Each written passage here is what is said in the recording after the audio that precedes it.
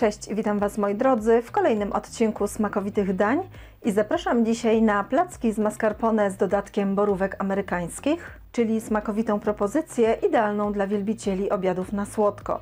Zapraszam do oglądania filmu. Składniki.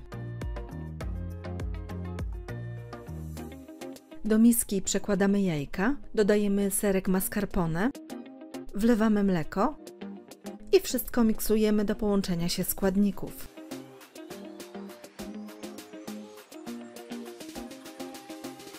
Następnie wsypujemy mąkę, cukier wanilinowy, cukier kryształ oraz proszek do pieczenia. Całość ponownie łączymy mikserem do uzyskania jednolitej konsystencji.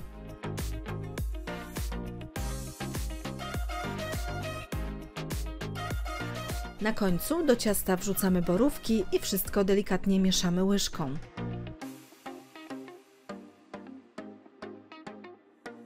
Na patelni z rozgrzanym tłuszczem smażymy małe placuszki z obu stron na złoty kolor. Po usmażeniu zdejmujemy z patelni i odsączamy z nadmiaru tłuszczu na papierowym ręczniku.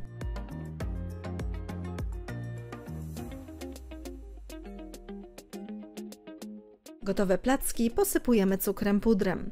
Po więcej pysznych przepisów zapraszam na mój kanał Smakowite Dania oraz na stronę smakowitedania.com.